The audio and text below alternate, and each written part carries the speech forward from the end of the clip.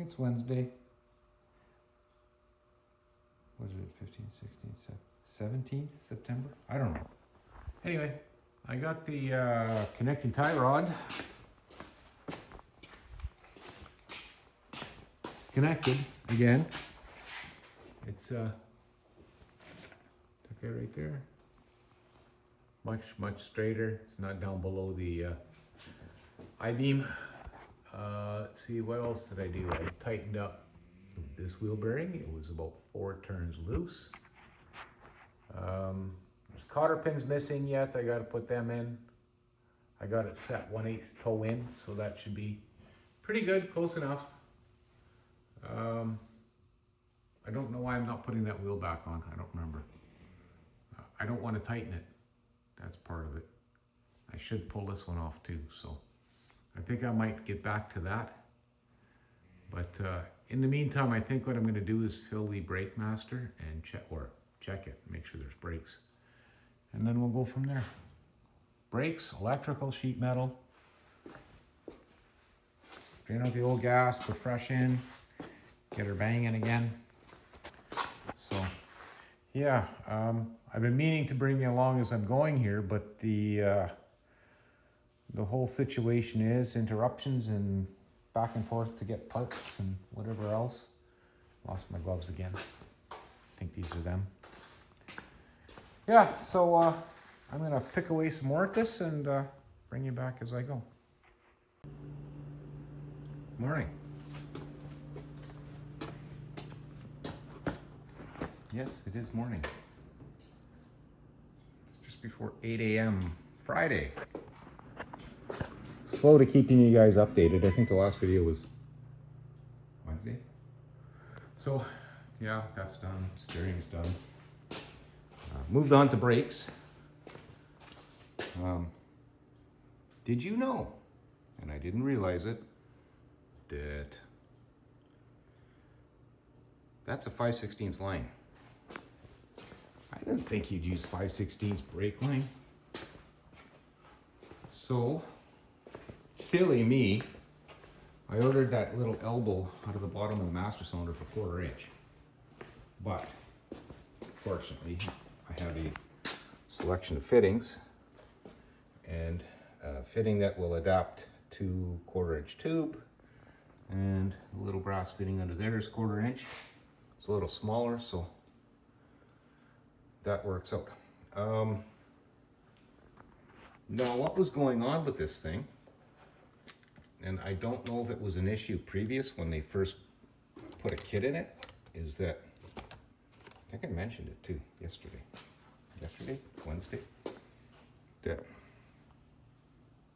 little hole right down there was blocked solid. So, cleared it out. Now I got pressure. Like, I can only push it a little bit because it's built up and purge the air out.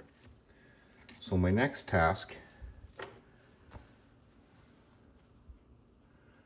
is to get rid of the Hungry Man gasket and make one out of actual gasket paper.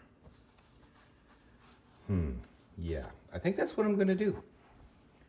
I don't really see it necessary to reuse those. Yeah, I'm not going to. Anyway, so that's gonna be my next task. Now, what I did with the lid is probably a bad idea, but I did do this to it. That's wheel paint that I've used. And apparently, and I know for a fact, it's a lot tougher than your regular enamel paint that you spray, like engine paint and stuff like that. So that should keep it from going gooey. I'm yeah, gonna make a new gasket, and I'm gonna put this together, and I'm gonna mount it back in there. And I see there's a line or two that I'm gonna have to flatten the curve. There's a couple of bumps, and being such a big line, it retains air bubbles. Like, the bubbles will float up to the top of the line, and you'll never be able to displace enough fluid to push the air over that bubble and in through the master, because you got to displace that much fluid. It doesn't make sense to have such big lines. That's what I'm getting at. Anyway, I'm going to get on with it. I'm going to put that master in and see if I can get fluid flowing to all the wheels, and then we'll take it from there. I'll probably, in the meantime, I think I will lower it and I will fix that one for sure that I know is an issue. So yeah, I'll bring you back as I go. Hey now, I forgot about you guys. Been left you in the work chair for a while. I know only a second has passed, but it's been hours or maybe even a day. It's Friday anyway. So I've been battling the brake saga here. Weird issue with the fluid not coming out the back. Like this truck has no residual valve, no proportioning valve, no nothing valve. So I should have free flow of fluid through the wheel cylinders. There's one here and one there, same on that side.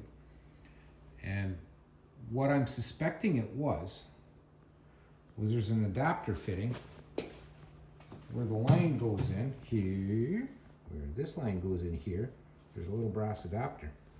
And I'm thinking there was no copper washer between the adapter and the cast wheel cylinder. So I found some copper washers, I put them on, and now I'm getting fluid top and bottom, both sides. So now all of the crappy fluid has been flushed out. I'm going to leave it sit for the day, and I'm going to get a helper. And we're going to clean up my mess. Yeah. Oops. Yeah, everything. So yeah, I pulled the master cylinder out. It had a port issue, which we talked about earlier. And I put it back together. I will say, if I got a rag handy, I'll just grab a fresh one. That's brake fluid, I keep that stuff. Okay, let's do a test. I filled this master up 4, 5, 6 times. Okay, this is the third time I've recorded this little segment because I must have touched the record button a few moments ago. Back to the master cylinder. I have filled the master on this repeatedly. I'll find a clean spot on this rag. See, it's pretty clean. Oh, that's what does it. Okay. Camera changes the focus and it's really weird. So I'm gonna wipe on the master for the 4th time. Nothing. And the silver paint remains. I should have painted the whole thing and let it dry for like 48 hours in a warm place, and then it would probably be really resistant to brake fluid. Anyway, we've got some pedal now. I don't have an assistant to aid me with testing to see if they're and bleeding and whatever, so that's not happening. So all I'm going to do is wrap this up, clean up all these tools, and get ready for the next round, which is cutting out all the electrical. He wants me to put in a radio. It's 6 volt. That's not happening. Vacuum wipers need to be fixed, I'm sure. So we have to get on that. A few other odds and ends. So yeah. Am I really supposed to make this thing ready for safety, or is that his job? He was supposed to come here today and never did. So anyway, I'm done battling with the brakes. Everything is now flowing, so I can carry on with moving forward. And one final bleed, all fresh fluid through everything, so that'll be good. Then I guess I'll move on, like I say, and chop out all the wiring. I need a 12 volt coil. I'm gonna have to send them on a shopping mission. Anyway, as always, I'd like to thank you both for watching, and we'll see you next round.